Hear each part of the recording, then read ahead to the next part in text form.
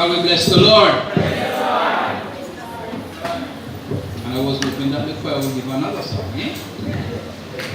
Maybe later they can do that. Thanks be to God that we are in this sanctuary again. The month of March, another family month. And family should mean togetherness, help, support, and all the positive things we can think of. Amen? Amen. Yes, man, that's what family should mean. Family should mean that every time you see you, they ask you for a money. That's not the only reason for family.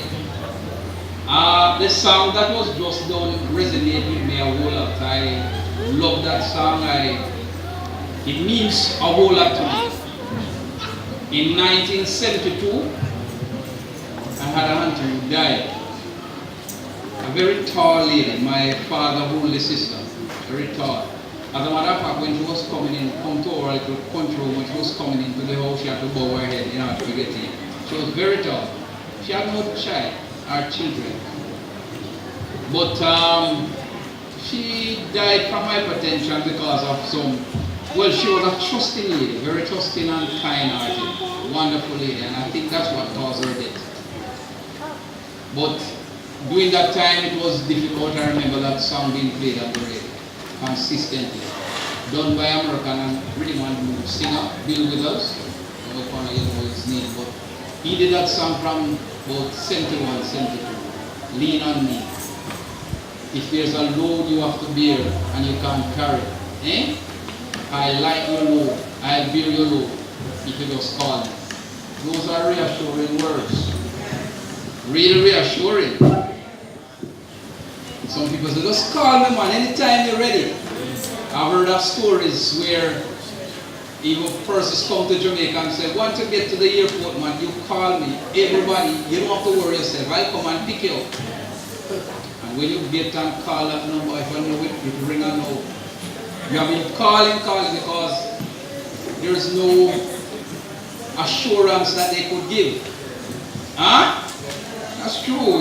People give you the big talk. You don't have to worry yourself, man. You can stay at my place. Sometimes they're in family, you know. Yes. You know, somebody wrote a piece of article once and I read it. When families come down from the States, we are excited about them. Not true? Yes, man. We are excited about our family and we can boast that, oh, my uncle from England or my sister from Chicago, or my nephew from Atlanta, and, you know, all those places, and you show them off. You walk around with them and you buy them things. We go down to Woolaba Bay and other fishing villages and we buy a lot of fish and we fry up and then, yeah, and we bake pudding. Yeah, and we do bami and ginger beer. And for Christmas time we're going back with sorrel. And you pack them up and send them off. Anybody remember when they had the waving gallery at the airport? Yes. Sometimes people cry at airports, it's not so much because they miss them, but the amount of money that they spend. And they didn't get back anything. And sometimes those families don't even remember the joy and the loyalty that you show them. Because you feel like we as a people are excited about our family. People come from foreign. And you so we get a chance to go, we say, is this really? And you ask yourself, this is foreign. I thought it was a different place. Seriously. The first time I got to foreign and we had go stairs, God knew I never walked so much narrow, high step in all of my life.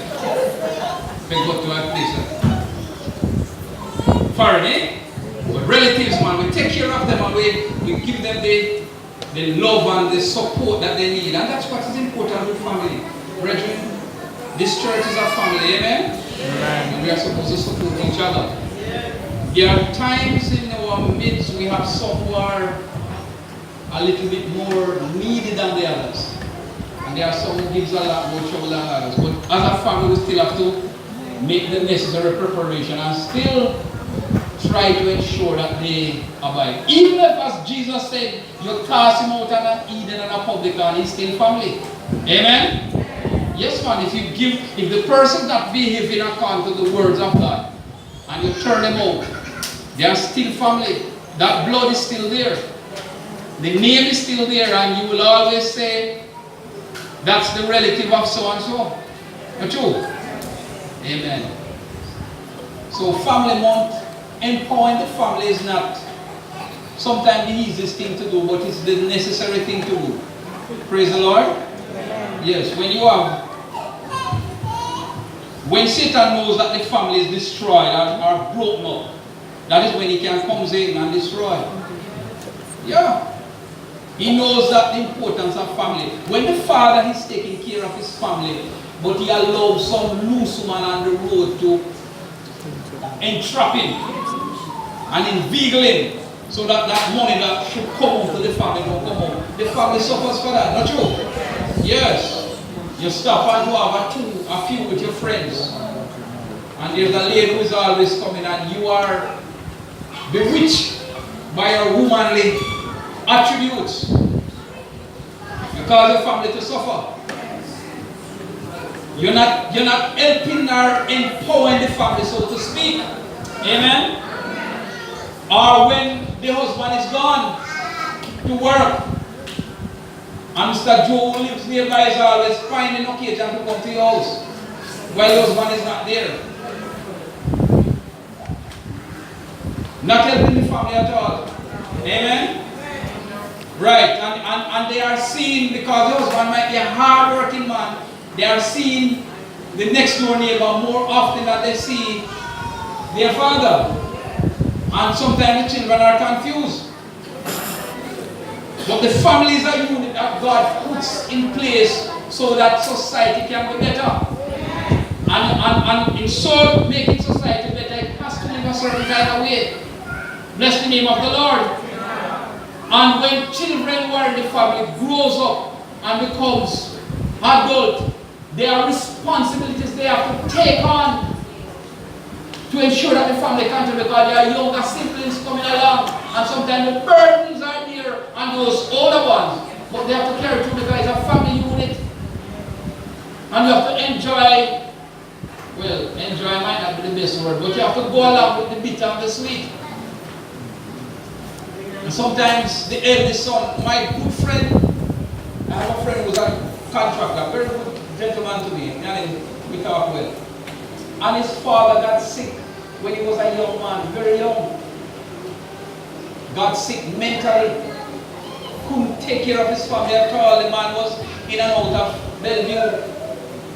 And the responsibility fell to him to ensure that his brothers and his sisters and his mother were taken care of. And he had to be working and ensure that some goes to school, some goes to work, some do the chores that were around. And believe me, he is the better for it now. Unfortunately, the sickness that affected his father has affected about 2 of his sons. He told me personally that it skipped him. But God would have so have it that he would have been the breadwinner and the sustainer and the strength and the backbone for the family. He was overlooked by that sickness or that mental illness, if you may. And he's able to take care of his 2 sons and the other children that he has. None is lacking. God prepared the family and prepared that one man for the family, even in the midst of adversity. Amen. Praise the name of the Lord. And that's what God did with David for his family. David didn't have a wife then, as a matter of fact. He was given a wife that was taken away from him. He had to run away and leave that wife. And he had to take care of his family. Praise the name of the Lord. In the midst of all the trials and tribulation, it's not that David went and saw trouble. And you know we have those family members that go to various communities, and there are some persons when they go to a place you can't go. You don't want to see them. You don't have to hear of them, but from you hear a commotion, you know it's there. It's true, man. Once they get, and if you are foolish to go with them, you can lose your life, because these people just always get trouble. It was not that he was that kind of person. He was a God-fearing young man, and he was beautiful and dedicated, but trouble came through the king of the land. But I realized that he recognized the importance of family, which was his mother and father. He couldn't be there, so he took them to the king of Moab, so that they could stay for a while and to be protected and to be nourished. It wouldn't be wise for him to have his family running in the wilderness, for his mother and his father who were old, senior citizen at the time, running in the wilderness with him. It said that his brothers, his brethren came down. These were men of war because they used to fight in Saul's army. They could stand the rigors and the rough and tumble of wilderness life. Not his poor old mother and father. And God would have him to put them in a safe haven until he said, until God would do to me what is pleasing to him. And thanks be to God, he took care of it. You know, there are countries that don't take care of it. It said that when you want to find the soul of the country, so it treats its young and its old. When we find we have no kind of support or social support for our elderly, when we pass them on the street and splash up in our fancy car, when the government of the day don't make provision for those who are senior who have done their service, sometimes the pension that they get can't even help them along the way. When you do all that, it shows that you don't have a soul or a moral conscience. And we as a family has to remember our seniors, even if they sometimes their own relatives forsake them or abandon them. Thanks be to God, David was a man who has the wisdom that God imputed, that the Lord would give him and say to me, take care of your mother and your father. Put them in a hole. Jesus on the cross did likewise. He said to a special disciple, said, behold your mother. It wasn't his own blood mother, but he said, she's a mother to you. She's like a mother. Take care of her. I won't be able to do that anymore. Praise the name of the Lord. But take care of your mother. Let me say to us friends, we treat our relatives, sometimes we have to get down rough and tough with them and tell them the truth. But they are relatives, they are family, they are blood. And the only way the family can heal and come to wellness is when we confront the issues and deal with things in the right way. Amen? Praise the name of the Lord. I'm glad that David did that. And I'm glad that he saw the need to ensure that the family is well taken care of. But the greatest example was Jesus himself. He had 12 disciples. Is it that he didn't care about them? He thought them, but did they abandon their family? Because while we don't have a lot of examples, but we have seen prime examples where even Peter's mother was sick and he went to the woman and he healed her. Praise the name of the Lord. He was cognizant while he was teaching them to be transforming the world. He was cognizant of the fact that these men had families that need to be nourished and cherished. And he himself with them were a family. You know, there are some crazy people in the world today. And they say some things that are abominable and despicable and maybe even blasphemy. Jesus had 12 men and they tried to twist that in a way to say that these men were one of a kind. Yes, they were spiritual. But they had no sin connotation or anything like sin dwelling in them. The only one who was dissenting was Judas because he loved money. But he treated them as family. And John the Baptist's disciples, who found their master slaughtered and had to take up a headless corpse and bury that because Herod had I wouldn't want to call it a pit for them, but you know some men, kings who were just living in splendor and luxury, and he was so taken because a lady danced, he made an offer, and it caused John the Baptist said, Jesus pulled them away. And what we read in Mark 6:31, there are times when the family need to pull itself away from the glare of public life and to replenish and to resource itself so that it can be whole and Abel. Amen? They have been going through a whole lot. They have been fighting. They have been going through all the things that were necessary. They were healing sick. They were preaching to people. They were talking. And John the Baptist's disciples were maybe going around preaching still. But when he died, Jesus said, come yourself. Come for a while. Take some time out from your busy schedule. And that is critical because you burn yourself out to the point that you are no good to anyone. Praise the name of the Lord. You need to understand that the family needs that family time to replenish itself so that it can be the wholesome union that God intended. If you don't do that, then you find that your bodies at each other's throat. I don't know if anyone of, well, many of you inside here know what it is to face a crisis in your family, like when a loved one died. And I have that in my family. And we have to pull back because everybody starts to blame game and start to say this and this, that one cause it. And I've seen it happen in family. Brethren, we need to pull ourselves away and come together as a family and maybe do some prayer and fasting and looking ourselves. Because if not, we are going to implode. That's the right word, implode. The explosion come from outside, imploding from inside. And that's what is going to happen with the families that are unit. Praise the name of the Lord. You can't offer wealth, health, and wellness to anybody when yourself is not well. No way on God's earth that can happen. At no time you can ever help anyone when you're not well. Even ministers who are oversighting God's family, they need to take time to relax, to rejuvenate, to think things out. Spend time, quiet time by yourself. Because everybody has a need. Yeah. The minister is not a politician, but when politician goes to the community, everything is told to the politician. I work with some of them and I see how they operate. And who want a job and whose child is supposed to go to school and who has a issue and this roof is leaking. And the politician is not so much careful about that. He's wanting the vote, so he will write it when you have a secretary of office. I know some of them. Believe me, I've seen them operate and they write it down. That didn't go anywhere, no. All those things right, they didn't go anywhere. No, man. The minister of God, the servant, Jesus called himself the true shepherd, and anybody who follows Christ is a shepherd of Christ. You are not an hireling, but you need time.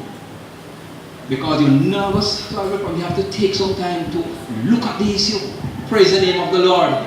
Praise the name of the Lord. Praise the name of the Lord. And take time out and to deal with this issue. If not, Pastor come in our pulpit and he curse everybody. Yes, so but it's true. He lash out at people. I've seen it happen. Run down the aisle and he get on because he himself has not been fully whole, not have good wellness. No, because the problems are overbearing. And he never take time to sort them out in his mind and would approach it through the Spirit of God. So when he comes, he's like a madman. Or a madwoman, if you may. In the house of God. Praise the name of the Lord. The master in his wisdom said, come yourself apart and rest a while. Praise the name of the Lord. Take time out from your busy schedule and your daily activities that is so burning and so tiring. Take some time. When Jesus did that, there were multitudes who were running after the disciples. Multitude running after them. Everybody having a need and a want and a cause and a concern. Some were wanting to be fed. Some had sick people that needed to be healed. Some had relatives who were giving trouble and were hugging maybe the inheritance. Because there was a man who came to the Lord and said to him, Master, couldn't you allow my brother to share the inheritance with me? Because I'm not share it right. All of those things. So Jesus had to take his disciples apart and rest with them and teach them. Rest a while, man. You didn't even get a chance to eat. You're going to fall down along the way. It is said of diabetic people, you don't really necessarily feel it, but you should always eat at a certain time. Because I have been told by diabetics that they were just walking on the road and because they were hungry, but they never know severe reports. They just fell down. The gentleman said he was standing beside the truck and he didn't know what happened. He just know he was on the ground. The blood sugar went down so low. Didn't have any energy. That can happen to the people of God. The family needs that vitality. Amen? So take some time.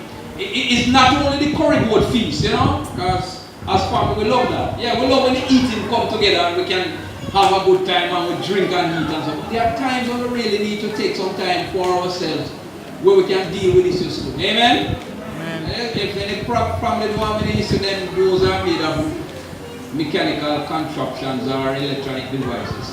Every family has some issue. Not true? Yes, man, every family has something to sort out. It's the father come and sharp and mash it and say, I'm going to head it. You know how much time if those family wellness, you know, it's not, people think that when you can flex your muscles, that is not the only wellness. It's when the mind and the body is in coordination. Yes. There might be times when you have to ask some family to stay away for a while. Yeah. That you can, because they are an agitator. There's a word that is used, they call them a rabble rouser. When they come, the family will never in peace. Some people are like that. So you have to stay away for a while until you can sort out issues. And when he comes, I remember I was watching this comedy because I really like comedy, and Steve Russell said that his family gave him money to stay away. He takes it from his stay away front, for his family gave him money to stay away. He was a disaster to them, and when he comes, the place stay down. So they pay the money just to stay away. I'm not saying you should do that to your family, but there are times when we have to ask them to kind of, you know what I mean? Stay for a while, because there are some issues need to be sorted out. Praise the Lord. Yes, so but the wellness of the family is important. There are other sides of when the family is having crisis now, and how do we help, or when the family has a certain need. You know that Elijah, he wasn't a family man himself, you know. Well, he had a family because he had a family of prophets that were around him. Elijah. But he has been walked in a certain path for most of his time. And he met upon a couple. It would seem that the lady was of childbearing age, but the man was old. I don't know if it's one of those men who like younger girls or younger ladies. Or he had more than one wife, and the older one died and left the younger one, but he didn't have any children. And he infected or injected hope in that family. Elijah, he's not the life giver. But there are times when you come to a family, even if you're an outsider, a stranger, you can bless that family. Amen? Yeah. No, when you go into that family and you cause the harmony and the peace to reign, when you make things right so that the family is better than when you left it, isn't that God's wonderful grace? Yeah. Yes. Praise the name of the Lord. When Elisha met that lady, she had no children. She did everything for him. She was kind, she was doting, she was very hard working. And he was questioning, why is this lady so kind? What is it that you would like? Because she knew that he was a prophet. She said he was a man of God. His servant said she has no children. And he prophesied to her, next year at this time, you'll have a son. Praise the name of the Lord. The lady had material substance. She said, I dwell among my own people. He said, would you like me to speak to the king for you? She said, no, I'm among my own people. You want wealth? He said, no, I'm comfortable with what I have. But Elisha came. Praise be the name of the Lord. The talebearer is not a good addition to the family. No. The mischief maker can't be. Elisha was none of those. He was a man who brought hope and peace. Praise the name of the Lord. That's a child of God. If you are so, you should see a happy family. I think when the child of God get to there and then everything split up. And when they realize, they say, but we were okay before you came. What happened? Can you imagine? When they came, when they were still, they never not the best, but they were going on. And when you are true, some gone on east, some gone west. You should make the family better. This grace of God should be on the life of the son of God or the daughter of Zion, so that when he or she gets there, it's a better life. Praise the name of the Lord. Praise the name of the Lord. It shouldn't be a situation that when you leave your house and change your lock, you can't come back in. Seriously. You're supposed to be handling your grace. People of God, we are special, you know. Praise the name of the Lord. The family is special. Satan knows that. That's why he tried to destroy it and have alternative arrangement. I don't call them family. I don't care what the UNESCO, United Nations and the big powers of the world say. That's not a family according to God's rule. There are some arrangement. And they try to enforce and encroach it on the nations and say you should accept it. No, it's not. It cannot be. God expects, but when we get to a family, we should make it better. If so be that you get to one where the sexes are the same and they call themselves family, then by the grace of God, those demons should be driven out of them. Praise the name of the Lord. If you can preach and teach them the words and pray with them so that those depraved demons that help them define God's order, and that's what is happening. Some people don't want to talk, but I tell you, that is what is happening. You define God's natural order of life when you do things like those. And I don't care when the laws are passed. It's wrong. It cannot be right. Then some of them are going about in the process of saying, we're adopting children. How did the children come about? With your lifestyle, how did the children come about? It's through God's natural order. So that's not family. Those are arrangements. And that's why the demons pray another God-given family to destroy. Let the children sometimes become errant in their behavior. And the husband are looking at other ladies along the road, and the wife sometimes feeling her skin, hitching her, going in different directions other than that God wanted. Praise the name of the Lord. Praise the name of the Lord. But family is a unit created by God. Adam and Eve was placed in the garden, and they brought forth two sons. Two lovely strong men, just that one heart wasn't following the Lord. That's why he killed his brother. Praise the name of God. Amen. But God wants the family to be a well unit. Sharp, so that society can see what it is to be orderly. So when Elijah had those sons of the prophet around him, they maybe were, I don't know if they were married, but God said, take care of them because you are the senior man in the midst. And they were hungry. God said, set some pottage, well, what we call vegetable stew. And there was somebody gathered some herbs that were poisonous, and when they tasted it could be eaten. Elijah called for meal. It's family, you know. Call for meal. And they threw it in the pot and it was eaten and said, pour out and give to the people. You see, brethren, what this is teaching us that in the midst of, even while we have our intentions good, problem can come up. Not true? Yes. If somebody break a glass, you're clumsy and almost, what you do? The paper finger you have to watch that because we could have blamed that young man. His confidence could have been shattered.